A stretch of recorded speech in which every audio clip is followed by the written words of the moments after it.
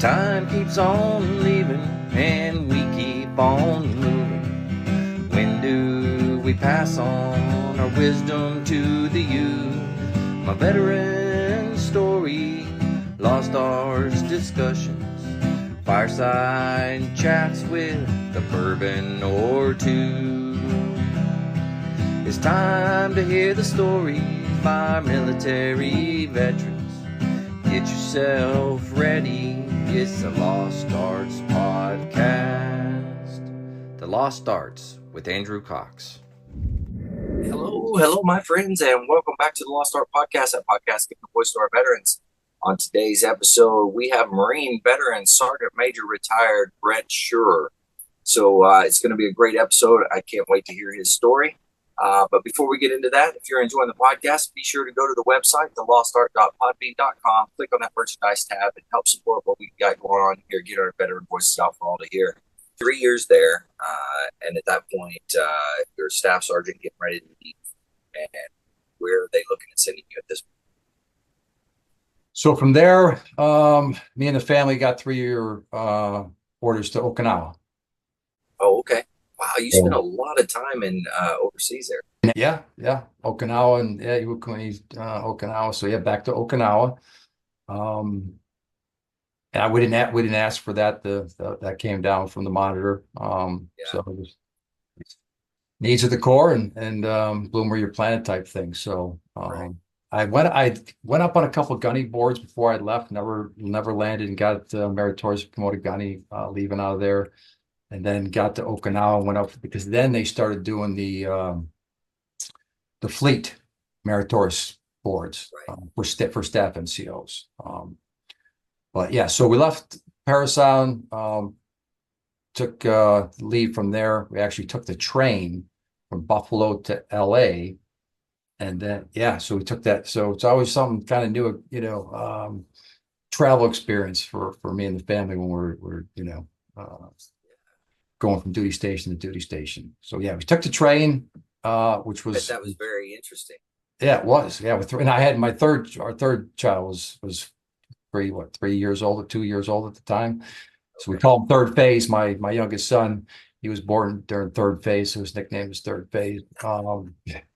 Coincidentally. So he was born in 98. This is 2000. We got the orders to Okinawa. So he was 2 on the train. So it was three kids in tow. I don't know, that long travel journey. And then obviously did circuitous travel in Hawaii. Again, all these things you learn. Are you familiar with circuitous travel? I'm not sure what that is. What is that? Circuitous travel is where you tie in, like when you're like for us going to Okinawa, because we have to pass through Hickam, you basically take circuitous travel, which is additional leave where you get off in Hickam and we spent a couple days in Hawaii, but you tie that into your orders.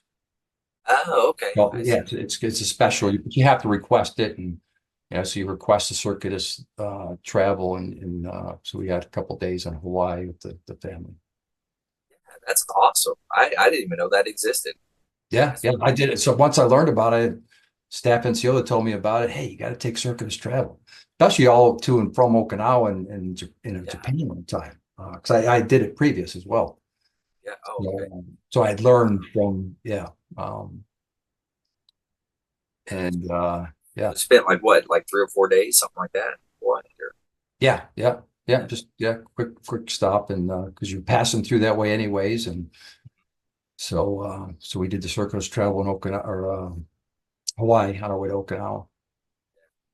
So how was Okinawa? So this is your third time back in Japan, that area, but this time with your family. So a little bit different, I'm assuming.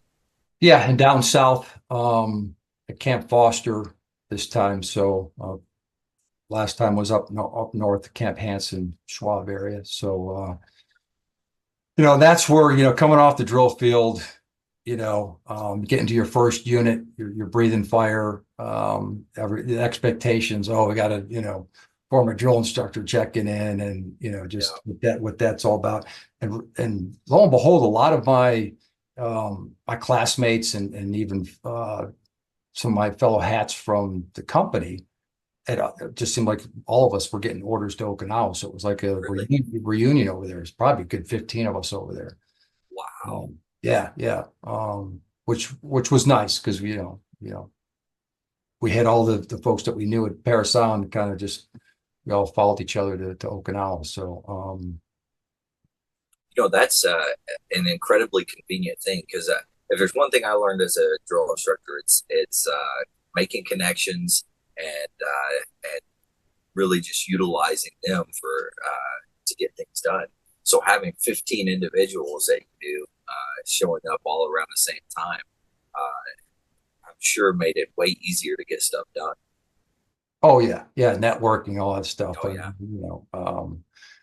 Throw out a bunch of names here. I mean, Okay. yeah, I mean, Sergeant Major Meza. Uh, Yeah, he was the 89 99 monitor when I retired. I mean, yeah, we were in same squad in DI school, and it's just yeah. But so yeah, so over in Okinawa for 3 years, great experience for the family, more scuba diving, um, all that stuff. I think Balikatan, that was Philippines. So Balikatan was a annual exercise that had stopped in the I think late 80s because of the hurricane or the hurricane, the eruption of the what do you call it? The volcano. They had the volcano over there that erupted back, I think, in the early 90s, and then everything just kind of stopped from training aspect. So it was the first year we were doing Balikatan. So I got to get over to the Philippines and partake in that. Picked up gunnery sergeant while I was there, and then being a McQuist, we're doing doing a lot of swim quals and jumped on the CG's inspection team doing CGRI stuff, right? Inspecting drill and color guards and that type of stuff. So I was all over the place. yeah. Yeah. That's And then really obviously while we're over there, I mean, that's when 9/11, I can remember, cool. Oh yeah, being in base housing, and we lived in one of the towers, and when 9/11 happened, and that's when obviously things changed. yeah. And I had somebody on recently that was in Okinawa during that time, and they were talking about how everything just kind of shut down, like all the bases weren't allowed to go anywhere, like everything just stopped for a while. Hmm. Did you experience that as well? Oh yeah, yeah, yeah. I mean, obviously it was, yeah, it was tough being over there because you wanted to be in the fight, and everybody's wanting to, you know, but everybody's all over the place, whether people are on or Marines were on SDAs or wherever you're at that point in time. But little did we know we'd all eventually, True. get our time in them, and whether it's multiple deployments, and you know, We all got an opportunity. That's for sure. yeah, yeah. So now you spending 3 years there. What other things do you remember, like with the family? Places did you guys get to go visit other countries, like go to Australia or anything like that? No, I wish, yeah, it's one thing I wish we probably would have done was maybe Australia. It's one of the locations I never hit. I mean, we went to mainland, Tokyo, and Hawaii for the family were the really two big locations. I think but we didn't do any flying or traveling to other countries while we're over there. Just really, soaking up the Okinawa life, the beaches, the scuba diving and that type of stuff. And I was busy. I was just, looking back at it now, going 100. I mean, coming off the drill field, you just, going 1,000 miles a minute, just wanting to do everything. And I mean, from a Marine standpoint, sometimes I, didn't do the best for my family because I was so driven and so passionate. And look back on it now, I probably should have eased back a little bit, and but I just, it's the way I was wired at the time. Yeah. Well, and I gotta say, go. it worked out for you. It did. You made it to the Some things you would have done different, and Yeah. takes, but So okay, so you do your 3 years in Okinawa. At this point, like, were you trying to go somewhere specific? Because the war was happening at this point. Uh, like, what was your thought process? Yeah, towards the end of the tour in Okinawa, actually, the MSG monitors had come over, and I was really interested in trying to go MSG at the time as a staff NCO, as a deck commander. So I interviewed and was selected and was ready to go from MSG, but my monitor was like, hell no. You just, you just got off of B billet. You were just, so I was, I was kind of crushed, and we were, ready to go do that. Even with the war going on. So it didn't end up coming to fruition anyways. The monitor wouldn't release me. And I think because maybe I stirred the pot a little bit, and the monitor think I may have pissed them off a little bit at the time. Forced orders, and didn't, it even denied any requests that I had at the time. And sent me to Beaufort, South Carolina. Yeah. To the air station there, or where? Yeah, to the air station. Yeah. And then so when I got there, they were deploying to Iraq within 7-8 months. Oh wow, okay. Yeah, so I knew I was walking into a relatively quick deployment right away. So the family actually pushed it to, and went to Buffalo and stayed in Buffalo. I stayed there in Beaufort and focused on the workups and deploying. And I was a gunny at the time, and I jumped right into a mass sergeant billet. Nice. Okay. For combined engineer motor T platoon, really the maintenance section. So, which was significant, was we got to Iraq. I mean, that was February of 2004. So we were only, I mean, that was turbulent times for Ramadi and Fallujah. I mean, that was Wild West. it was, that part of 2004 was very kinetic, and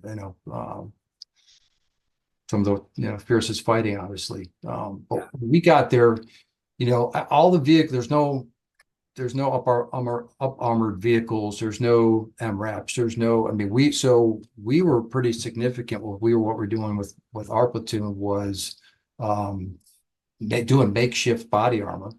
I mean, a lot of welding, and I mean, fortifying the vehicles that were right. A lot of convoys, and bringing a lot of gear from the port up tour, really that type of stuff. And then, and where were you specifically? You said, were you in Ramadi area? Al-Assad. Yeah. Okay. Yeah. Al-Assad. Okay. Very nice. That was around the time frame that I was in Ramadi. So Blue Diamond is where we were at. Yeah. A lot of friends like me later on down the road. I mean, a lot of my, good friends now that were in Ramadi and Fallujah in that time period, Bill Fry and Jeff Craig, and just, a lot of those guys I ended up serving with a little bit later down the road. But yeah, I mean, so that was, things, again, just you hit the ground running at each duty station. It's just, things from that point in my career just started getting very, busy, and just, crazy with Marine Corps life, because I came back. So did that tour. So got to Beaufort, did that tour to Iraq relatively quick, came back, and then, you got to make sure you're taking care of your PME, because you got to be, with all the craziness and the deployments and all that stuff, making sure you're taking care of yourself, and come back and went straight to the advanced course, Camp Lejeune. From there, and graduating number 1 in the class, which was, Nice. one of those things I look back on was a highlight, and obviously you're back in school with a bunch of your, peers and stuff that you're on the drill field with, how it is. You always catch up with folks at those schools. And then after I graduated from the advanced course shortly thereafter. I was only at Buford for a short period of time. And then I got selected to first sergeant. And so let me back up. So at Buford, they were gunnies were there's a shortage of first sergeants in the wing at the time. They don't have first sergeants. So our major at the time was taking us gunnies that were putting F down and putting us in and created first sergeant billets for us. I see. So really got to, as a gunny for almost a year was after Iraq was, and the advanced course was a first sergeant, acting first sergeant as a gunny. Yeah. And then I get selected first sergeant, and the family was up in New York. So I was like, hey, Sergeant Major, can, anything you do, I duty be great. I catch my breath a little bit here, and then, get closer to where the family was. So I got up to AT Battalion, Anti-Terrorism Battalion, which was 8 tanks. It was a battalion that it was due to phys rig stuff, ended up getting downgraded to a company. So AT Battalion Reserve Unit in Rochester, New York. Oh, okay. So yeah, about not in the Buffalo area, but not too far, hour and a half. So I first sergeant there, and And how was that? Did you enjoy that time, or was it? again, yeah, each every duty station had its own uniqueness and kind of just learning curve, and never really being not knowing much about the reserve, more for res and what the reserves do, but you learn real quick, and it's like running a mini battalion. You got your own motor T, you got your own armory, you got your own supply. It's just on a smaller scale, and then you're out there with your CO and your small I staff alone and afraid to Wow. yeah. The funerals, the Keikos, that stuff too. You really, Oh, yeah. yeah. So you're always, like I say, you always take something from each of those duty stations, really what you learn, absorb, and kind of, helps you throughout your career, and just the experience and the growth. Yeah. Yeah, absolutely. Wow. And now that was kind of a big change, like doing the funerals, Keikos, those types of things. Oh yeah. That's a huge change. And did you actually personally go out and do the funerals as well? Depending on. Oh yeah, yeah. I was definitely involved with a lot of that stuff. Obviously, coordinating them and getting the request, and then making supervising all that stuff. But yeah, definitely go out with the Marines, and anytime it was a staff NCO or officer, then it was appropriate for similar rank to actually do the Keiko or the funeral honors too. So unfortunately, I had my share of a little bit of both. Yeah, that's a tough job. I got the opportunity to go up to Arlington to. There was a former drum major that had died, who was getting buried up there, and I went up there, and Stacy Crowther, who is a drum maker, but she's in charge of all the funerals up there from the Marine side, and then Dwayne King, the drum major for the president. So we were all part of that funeral, and I actually handed the flag and had to say the verbiage that you're supposed to say, which of course I completely messed it up, but I was able to do it, and very humbling experience, very nerve-wracking experience, and that comes from somebody that performs like this. It's my job. I perform. Yeah, it is not the same. Not even close. Yeah, I learned a lot. I mean, again, you just learned a lot from, again, that leadership standpoint, and just kind of what all that entailed, just learning about the reserves and what they're all about, and being part of 4th Marine Division as well. Yeah. Again, I was kind of part of that transition. It was 8 tanks when I got there. There was a sergeant major there, as I senior enlisted, and I kind of, like I say, going through that phys rig process too was a learning curve. And then during that tour, kind of things fell apart with me and the family. So my wife and I went through a divorce during that time period, but still close to the kids. And then being a McQuist again, I was there was a shortage of McQuisses in the the entire division. And they were, I was going all over the place doing swim quals. I was going to Montana. Reno, Nevada. Right. So my I wasn't too happy about it at the time, but so it was kind of, I'm still certified McQuist. I think I was IT at the time. And so I was being flown around to do a lot of swim quals because again, in the reserve world, it's just they're not getting that training. Now, were you being tasked with it? I think once they start, they started sourcing out where all of our quizzes, and we don't have any. Nobody's trained. When you start getting to school, well, there's a first sergeant in Rochester, New York, who's a McQuist, and I think one of very few at the time, and I think it was the battalion commander, which was out of Bessemer, Alabama at the time. I think was like, would you mind, taking care of some of our folks? And it was here. That's a unique opportunity. Yeah, it was. Yeah, and I gave me a little break from things, and again, enjoyed doing the swim quals again. Yeah, definitely. Training Marines is a fun thing. That's right. Yeah. Awesome.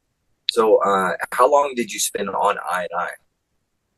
Oh, I was there for January, February, I think, of 06 till May of 09. So about just right around 3 years. The thing with I&I duty too is, there's from the 89-99 community, whether it's to kiss of death, whether you're going to get promoted as a first sergeant, sergeant major out of there. I mean, obviously there's a lot of things that come into play, and you just don't know. So a lot of, my peers, a few of them stayed out there and extended on I&I duty and rolled the dice, where I was kind of like, I need to get back to the fleet, and took my chances, out in the fleet, which ended up working out for me. So I got orders to 2nd Battalion, 6 Marines, so 2-6. Okay. Yeah. I got there. An iconic battalion and regiment there. The Ready Battalion. And it was one of those, just the leadership there. I mean, General Ellison now, I mean, Bill Fry, Sergeant Major Fry, who's the battalion sergeant major, first sergeants that were all there, just Sergeant Major Kaysen and Jeff Craig and Weibel. I mean, again, all the stars were aligned. It was just the perfect team, and to go over and go to. So I missed out on that. So I did all the DFT and all the workups for that Afghanistan deployment, and I ended up getting selected for sergeant major. Oh wow! So I get there right. So I get there in May. Bill Fry. We did a trip took all the first sergeants to Belleau Wood. It's his thing, and he kind of I learned from him, and I started doing that later on down in my career. From what he was doing. But I got there in May, and then the DFT, all the workups, and then I found out I got selected to sergeant major in November. And I was willing to even hold off for promotion to go deploy with the battalion, because I was, so already far down the road. And but the monitor, of course, had other things, and I got frocked and was sent up to Cherry Point. Okay. Yeah. And what unit up there? MWSS 272. Okay. So I'd already had the, obviously throughout my career on the engineer side, the familiarity with MWSSs. So it was, kind of made sense to. Yeah. But at the time, it was tough seeing that everybody I just done the workups with, just the team there going on without you kind of thing. It was tough, but again, you take it all with a grain of salt, and with needs of the Marine Corps, and do what you got to do. I tried to get pushed over to 2-9 at the time instead of Cherry Point, and I tried to get some help from Italian Sergeant Major at the time, but we couldn't make it happen. But everything happens for a reason. I get up to Cherry Point, and then we get selected to be one of the first units to go do SPS MAGTAF, Special Force MAGTAF, SPS 11 down in South America. So so I get there in February. Obviously 26 is getting ready to deploy to Afghanistan, and then we find out we're got selected as the unit that's going to go embark on ships and go down to South America. For it was 3 months, but that summer we started the workups for all that, and then we left in January of 11 for SPS Special Force MAGTAF down in South America. So we're Colombia, did some training with the Colombian Marines. We're Cuba. That was another neat thing to be. Again, just had never been down that part of the world. And to be at Gitmo, down at Gitmo, Gitmo was, neat place. Took some, NCOs to the fence line and stuff like that. Yeah. Wow, that's really cool. You see all that stuff in movies and you hear about it. Right. You don't always get the opportunity to see it. So no, that's pretty cool. Everything happens for a reason. It was just the way stuff works itself out, and it ended up being a really good experience, and good, like saying there was a mini deployment, so to speak, mini MEU is what we called it. Yeah. So it was 3 months long total. Yeah. Wow. The workups were, it seemed like it was longer for the workups than it was for the deployment, but yeah, just what a neat deployment. What to be a part of that whole experience and that thing, Well, hey, I got a question. You were a sergeant major in the wing, and I had an experience to serve with the wing as a master sergeant. It was very short. I was there for 7 months, but it was a very interesting experience for me to see how the checks and the balances that go into everything that the Air Wing does. And like being on the other side, I never really saw that. But once I got there, the impact of that was huge to me. And to see the relationship, like the master gunnies, the master sergeants, and what they kind of provide for the squadron and everything, as far as oversight, inspections, and those types of things, man, that was very eye-opening. What was your experience in kind of dealing with that? So and really the MWSS is really in the Air Wing are the grunts of the wing, because we also were in charge of Bogue Field. Remember Bogue Field? Yeah. The expeditionary airfield down there that a lot of the aircraft would be doing a lot of training down there. So the MWSS was responsible for it, rotated from different MWSSs, but so we were responsible for that when I was at 272. But I kind of took from what my sergeant major did when I was in Beaufort, and we took the gunnies that were putting down F and created a first sergeant billet for them. And they also give them the experience of being first sergeants, because there's no TO line number for first sergeants up to master sergeant, right? And the master sergeants would rather be doing, maintenance, certain things being the MOS.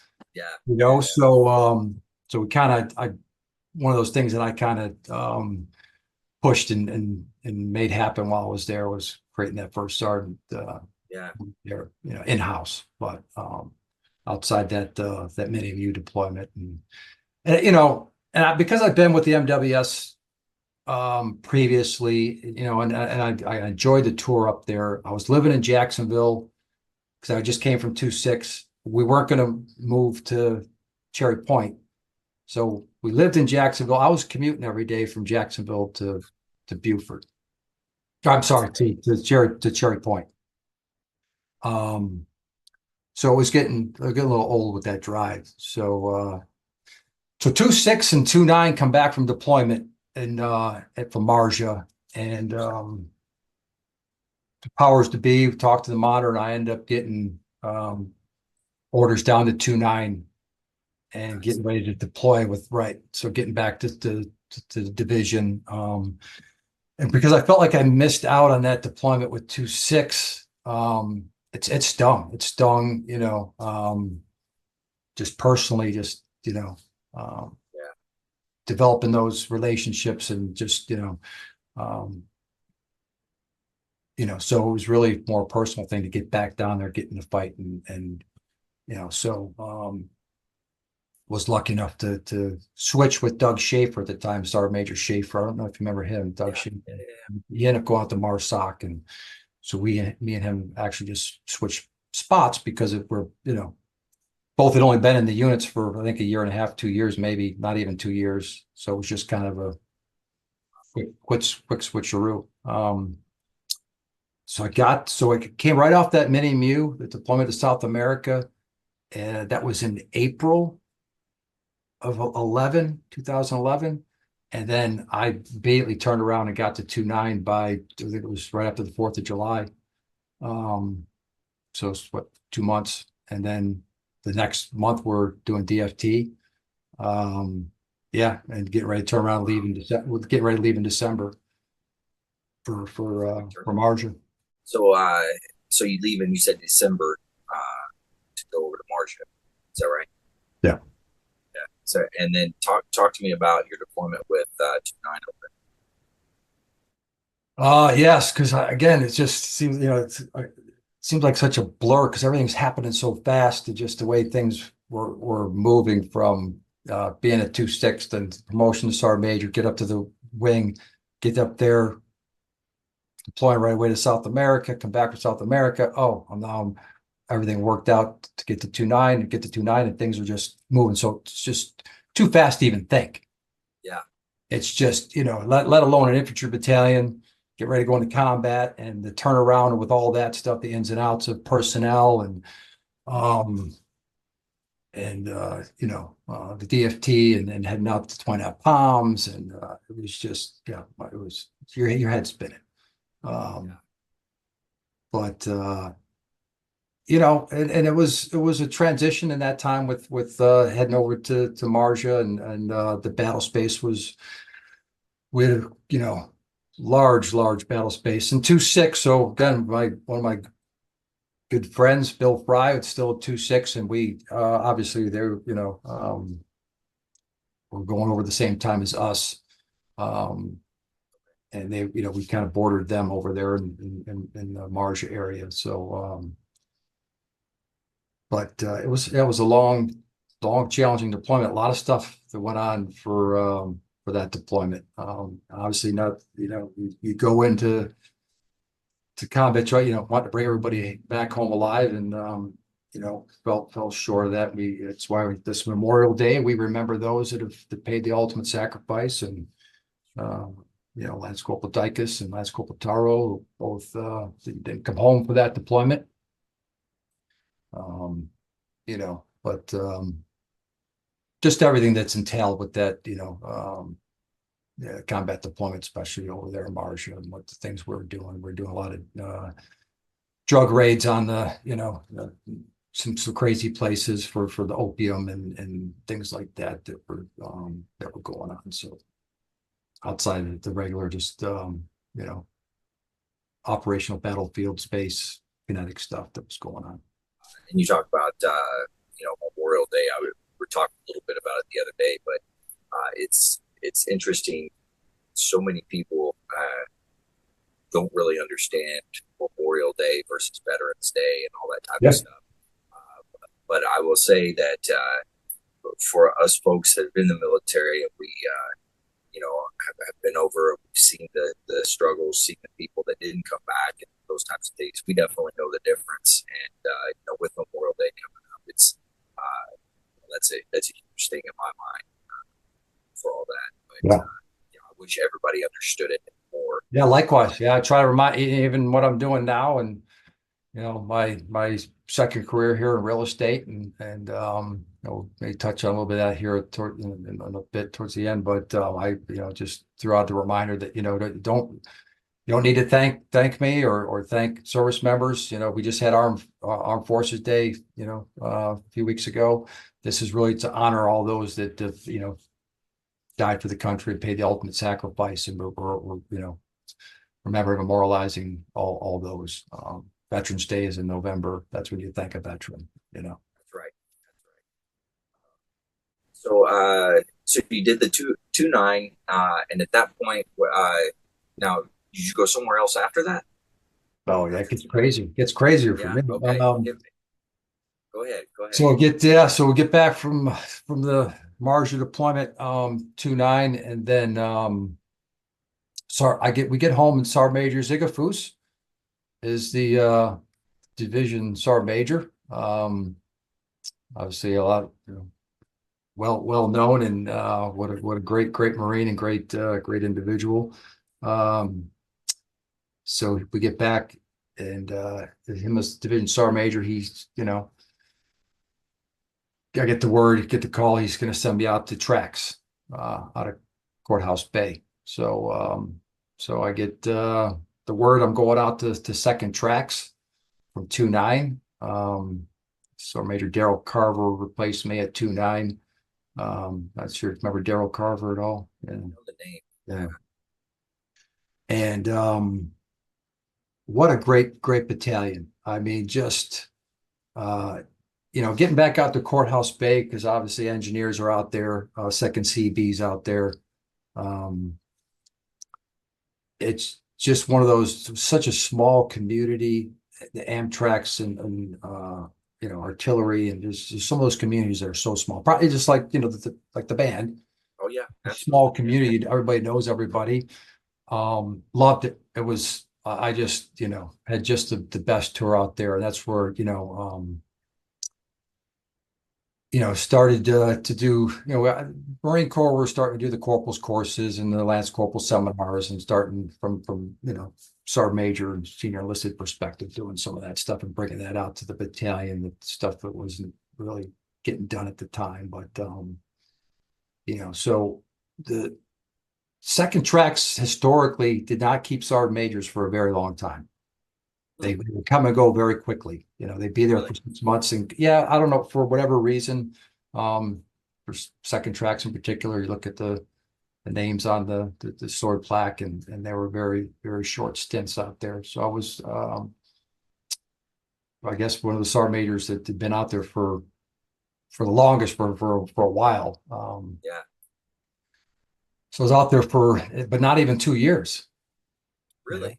Yeah, so it was just shy of 2 years. And I got orders from second tracks to 10th Marines. Okay. Yeah. So at this point, I've been in Lejeune now since 2009. Got to 2-6, then got the orders, went to Cherry Point, so I'm still on in the general area. And then back to 2-9, and then obviously the tracks, and then the 10th Marines. Yeah, that's pretty wild that you're able to spend that much time in that area. Well, but my I think there was a lot of things that came into play. Overseas control day kept getting reset.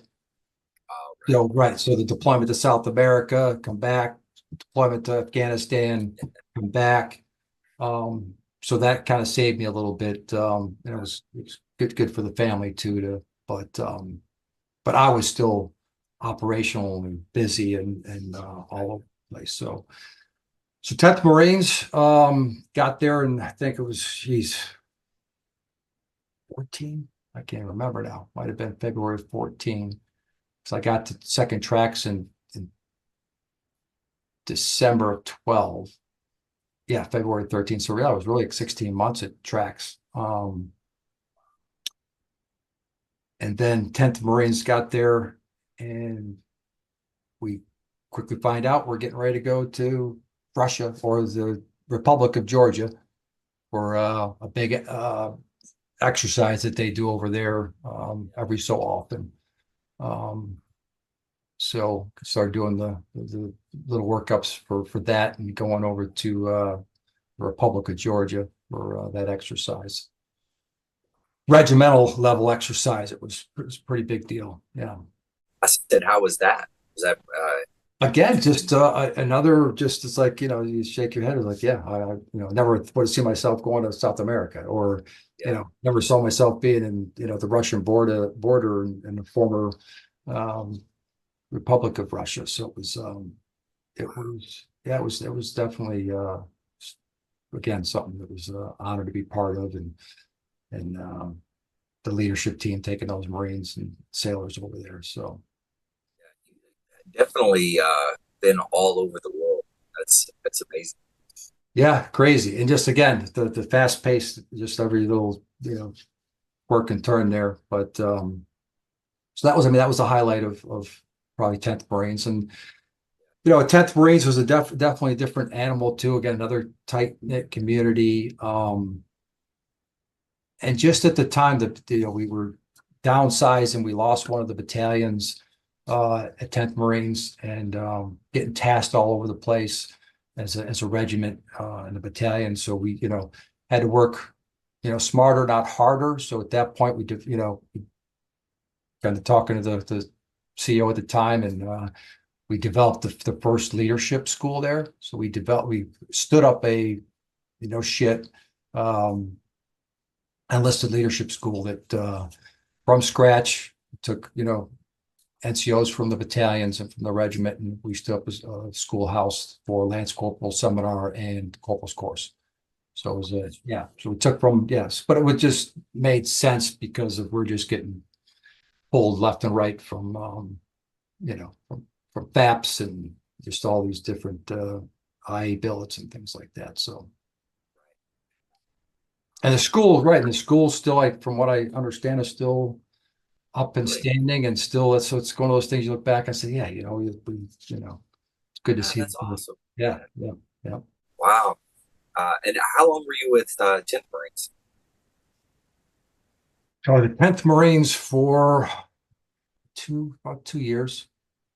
Those tours were pretty quick, because at that point in time, is when you're things are moving fast in the Sergeant Major community, Yeah.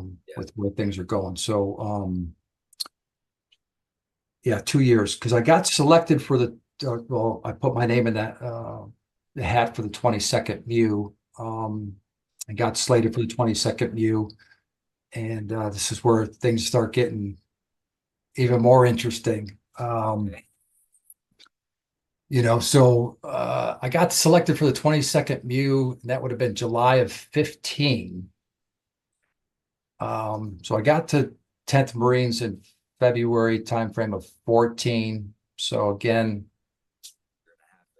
yeah. Bradley, Dennis Bradley.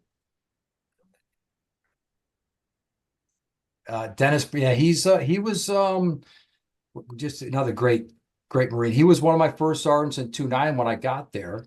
But he was in the band early in his career. Yeah. Yeah. Okay, I know who you're talking about. Yeah. He was in the band and then switched over to artillery. Yeah. And he had a great successful career. I think he ended up becoming the 3rd Marine Division Sergeant Major when he retired. Oh, wow. Okay. Yeah, we just did a reunion with a bunch of us out his way a couple of years ago. But passed the sword to Dennis, and then went to 22nd MEU. Was there maybe, I don't know, a couple of weeks, and I get a call from Division Sergeant Major at the time, or I'm sorry, I think he was at the MEF at that point, Sergeant Major Zickerfuss, because he went from the division to the MEF Sergeant Major.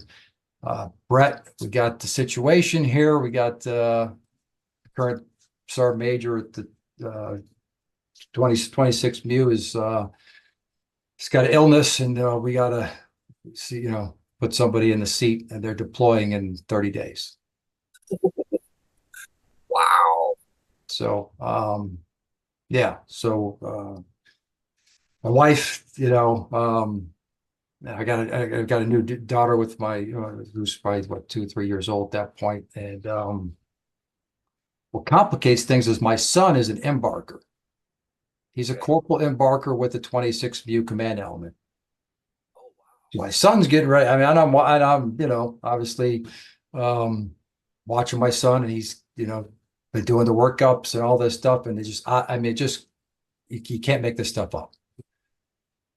So my son, who's on a 26 MU, I'm already over the 22nd MU. I get the call, and you know, you're my guy, and I'm sending you over there, and you're going to go to 26 MU, and you got to be ready to deploy, and in a month's time, and you're one of the only ones I can probably think of that's that's ready and prepared to do that. So,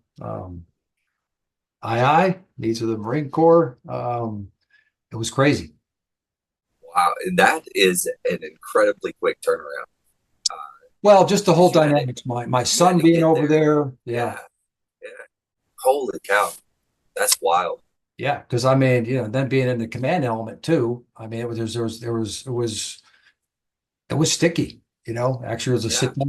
sit down with the CG at the time and the MU commander and kind of that particulars with the conflict Yeah. of interest with my son. But you know, it was CG's like, yeah, I trust you. I know you're gonna do the right thing, and talk with my son that, hey, I love you, but this is professional, and you just treat you like any other Marine. Yeah. And it all worked out. It was neat to be, deploy with my son on the same ship as my son. Yeah. Yeah. So That's definitely unique. You're not going to see that. no, I don't think not I've ever heard of that, to be honest. There's a couple I see, a couple of weird, I mean, maybe father and son in the same location, maybe in Afghanistan or somewhere, but maybe not in the same unit. Yeah, That's exactly.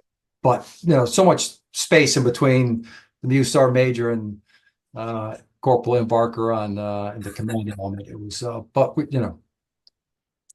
and again, another turbulent, I mean, I just don't think things got any crazier than that. Yeah. That time period, being ready to go in a month's time, getting spun up on everything that's going on operationally.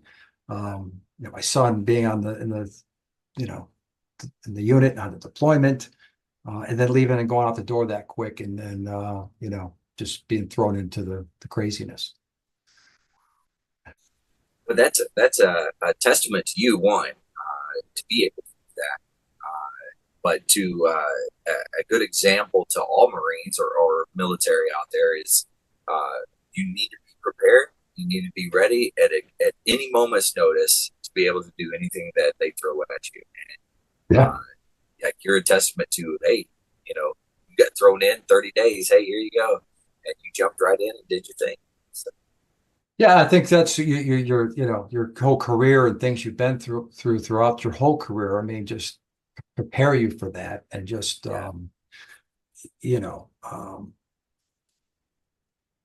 And it was, obviously we sent a battery over into Iraq from the MU to our Erbil. Lost Staff Sergeant Carden due to a rocket attack during that deployment again from Memorial Day. We remember those that don't come home and paid the ultimate sacrifice, and the Marines and sailors all service members that we remember on Memorial Day. Staff Sergeant Carden's another one of them that we never forget. But And so and I guess something going back a little bit, and I talk about Bill Fry, Sergeant Major Fry, that started kind of the Bellow Wood tradition, and whenever after doing that trip with him, every unit I've been to, I think except for 2-9, when I was a Sergeant Major up at Cherry Point, we took a group of NCOs to Bellow Wood. Went to tracks, took a group of NCOs and staff NCO chaperones to Belleau Wood and to Normandy. Went to 10th Marines, did a regimental trip to Belleau Wood. And then the MU, after we got back with the MU deployment, I took a group of NCOs from the MU to Belleau Wood. And I guess just, it's just one of those things that you look back on the Marines that, do those trips, just they'll never forget it. And just the ins and outs of making that happen, and kind of learning the particulars to the funding through Marine Corps Association, the space save, flights that we took over to get over there. Just that put your mind to it, outside the box thinking, you can make anything happen. Right. You just want it to those to Marines to go to that sacred ground, both Normandy and Bellewood, and just to experience that's it was just just to look on their faces and be able to that's what really that sense of purpose for me was just for to be able to take those Marines to over there to do that stuff. And And I will say from my standpoint, looking both at like Bellawood, I got to do that, got to go to Iwo Jima, and being able to see both of those sites and imagine what the Marines went through as they were attacking the beach or going up Mount Suribachi or even going across the wheat fields there, and like you get to visually see it and think to yourself, oh my God, how far they had to run through those wheat fields to make it into the woods. It was and back then the communication was you had a PFC runner. Yeah. If you were a runner back then, you're the runner from from platoon to platoon or company to battalion. There was all done by runner. I mean, I couldn't imagine being a PFC runner in Bellawood with the German army out there somewhere. It was just surreal, Yeah, absolutely. But, and that's a great opportunity for a lot of young Marines and stuff to be able to see that. And I would dare to say that it kind of invigorates them and gets them more excited about the Marine Corps in general. If you could get more of those types of things, and unfortunately you can't get everybody, I get that, but if we could get more of that happening, I think it would re-energize and refocus. Yeah, I think you just got to do it. I mean, part of it's just it became battle rhythm, and you kind of knew what to do and how to make it happen, and convincing and getting your CO, your commander, on board to allow you to do that too, and have the trust and confidence for you to to take a group of NCOs over there and to do that. And then after I retired, I mean, there's within a few months, my son was still in, he was getting ready to get out. And my youngest son, who was still a dependent, I think he was just going to get ready to graduate. So I took the two of them over there. Same exact trip to Bellawood. We Mac flighted it over out of Dover, and I did the exact same trip with them that I did with the young bucks. That is awesome. Now, you said when you retired, did you retire in the 26 MEU? No. So I came back. I didn't think so. Yeah. I came back for the 26 MEU, and I was kind of in that, MEU was getting ready to do its workups again. I was a year and a half out from retirement, thereabouts. Of course, Sergeant Major Zickerfuss was still the MEP Sergeant Major. Like, well, what do I do with Brett Scheuer here? I can't, I can have enough, gas left in the tank to do another deployment with the MEU. It was close. So second MEB was sent over to second MEB, working with General Castelvi at the time. So I think it wasn't selected on the slate for the general officer billet. It was more of just a move from within. So I was able to work at the second MEB on a 2 MEB with General Castelvi, and then General Langley, who came in after and replaced General Castelvi. General Langley now is, I think, 4-star. First African American 4-star. Yeah. So it was so he was there when I retired from the MEB. So you retired out of the MEB then? Yes, I retired. The second MEB Sergeant Major. Man, what an incredible career! The mag tap. You got to think. You look at some of just thinking about it. The mag tap. I mean, throughout my career with, 8th Engineers and these, CLB, MLG background, Air Wing background, division background, reserve background with Tom and I at the 4th Marine Division. So a lot of diversity across the board. I mean, obviously, tracks, artillery, infantry. I mean, it's just I just blessed and just You hit every aspect that you could possibly hit of the mag tap. That is absolutely incredible. So So I'm lucky to be able to hear your story and hear all about it. And I think everybody else is lucky to hear about it too. Not everybody has that opportunity to be able to do what you got to do and be in all those special places. So thanks for sharing your story. That was awesome. So Yeah, so no, now yeah. now where you're retired and what are you doing now? Yeah, so when I retired, we stayed in Camp Lejeune for about a year, and I went on board and was teaching at the Marine Corps University for the distant education program Yeah. under Tim Weber. So I was there for about a year teaching the staff sergeant distant education program, Okay. staff sergeant seminar. And then we decided, well, we're either gonna stay here at Camp Lejeune and stay here through retirement or go back home for a little while. So we decided to move back to Buffalo, New York for a while. A family that supported me and the family for 31 years of my career, and it's time to give back to the family and for my youngest daughter to know the family. Yeah. So got back here, finished my bachelor's degree in business management, which was a priority for me. Upon moving back here, that was one of the first things I did was just finish that last bit of college I had and got my degree. And then I was like, what do I want to do? I took some time off and just kind of regroup and kind of figure out what's my next purpose here. What do I want to do here? So had a couple job offers. I know I just wasn't going to retire. Needed to keep myself going, keep myself busy, and then still find something. I mean, nothing's ever going to compare. And it's the thing with me. Some of us are ready. I mean, I wasn't ready to go. Yeah. I would have stuck around probably another year or two if the Marine Corps let me. I mean, I was really, it was hit some people hard. Some are ready to go, whether mentally, physically, or it's their family. But I still personally had some life left in me. But anyways, so I'd owned some, throughout the years, I've some rental properties in the area, and so I had said, you know what, I'm going to get my realtor license and do it part-time, and I want to really help veterans and active duty military families. Not a big military town here. We have a small reserve Air Force base. Fort Drum is about 4 hours from here, so it's a really heavily veteran populated area. It's one of the biggest veteran populated areas in the country. So I ended up getting my real estate license, and it's just morphed and took off into something more than what I thought it was going to be.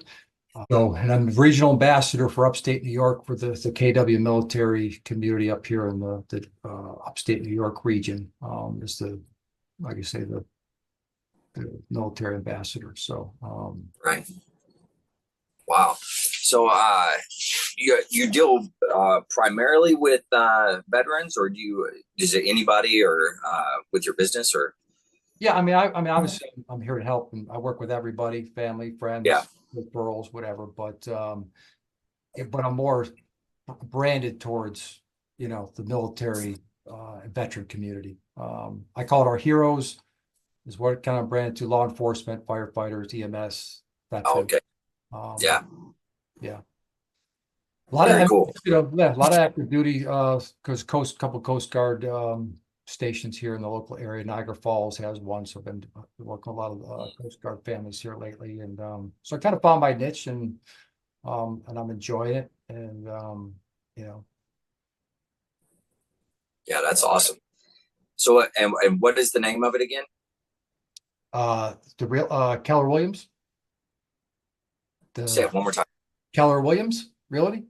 Oh, okay, got it. All right, that's awesome. Well, hey, is there anything that you want to leave the listeners with before we start wrapping this up? Yeah, that first off and foremost, thanks for having me on and reaching out to me and asking me to tell my story, and thanks for everything that you're doing and capturing the stories, because it probably doesn't happen enough, and it's good to hear those stories before they're longer forgotten. We have a World War II 100-year-old veteran here, Marine veteran, was part of Carlson Raiders here that lives in my community. And I've been Really? yes, yes. Bill Gosh is his name. And I've become close with him and his family. I was, uh, part of his 100th birthday celebration. And actually, the Marine Corps Historical Division just did a piece on him Good. 2 months ago. So kind of that connection for the family and the Marine Corps Historical Society. But just that story. I mean, it just and being part of what hearing his story and what they're trying to do now and catching up with that the greatest generation. Yeah. It's just so it's kind of this hits home a little bit because I just kind of been integrated and tied to what the Marine Corps Historical Society has been doing, and even the local community on trying to catch up and hear his story and many World War II veteran stories, because Yeah. there's no technology, and trying to look in the archives and all this stuff, and it's just so I appreciate all you're doing, and kind of you're capturing that for our generation. Yeah, definitely. And this is it kind of fell in my lap, to be honest. But I thoroughly enjoy it. Like, I've met so many interesting individuals, great stories. Just, it's been a fabulous experience so far. Just being able to come on here and share these stories, and then hopefully have them for years to come. And I'm working with Marine Corps universities in their history division. Hopefully I'm going to be able to get them all these recordings, and they'll be able to have them for, so they can keep it, on the Marine Corps side for generations to come as well. So, but stories like yours, very important, but every veteran story is important. That's what I always say. No matter if you did 4 years or you did, 30 plus years, doesn't matter. Everyone's story is important. If anything, it's important for your family to be able to hear it at some point in time, kind of what you went through and those types of things. Yeah, absolutely. Grandkids, and yeah, so greatly appreciate it. And just because we're right on top of Memorial Day here, and kind of means a lot too. I mean, to be just kind of telling the story, and kind of just brings back a lot of stuff, especially like I say, the for all of us Marines and sailors we've lost throughout the years on deployments, and have given the ultimate sacrifices in each of the generations, from World War I to World War II, and Korea, Vietnam, Desert Storm, Desert Shield, Iraq, Afghanistan. We don't forget the purpose and all those this Memorial Day. So, yeah, and just keep attacking, keep fighting, and whether it's through life or through the hard times, good times, and just stay battle hardened. Very nice. And try to have fun. Oh yeah. That's funny. I always say that most important, like, I would give little talks or whatever to the Marines, as they're going, and I would always end it with, most important, you got to have fun. If you can't have fun, you're in the wrong business. You need to go somewhere else. Right. So we're along all this craziness. You got to try to have some fun. That's right. Oh, man, good words. Well, hey, Brett, I appreciate you coming on. I appreciate you sharing all your stories, your incredible career, all the great things that you got to do. So thanks for coming on and doing this. I truly appreciate it. But yeah, it's been fantastic hearing all about it. Likewise, appreciate the opportunity. Awesome. Hey, sorry, say it again. All right, so we'll be in touch. Oh yeah, for sure. To all the listeners out there, remember, if you're struggling, you're needing some help, anything like that, the VA does have some wonderful opportunities. You can always dial 988, press option 1. You can also text 939-288. I care about you. Brett cares about you. The whole veteran community cares about you. So please reach out for help when you need it. Brett, one last time, thanks for coming on. To all the listeners out there, stay motivated, change your socks. Hoorah.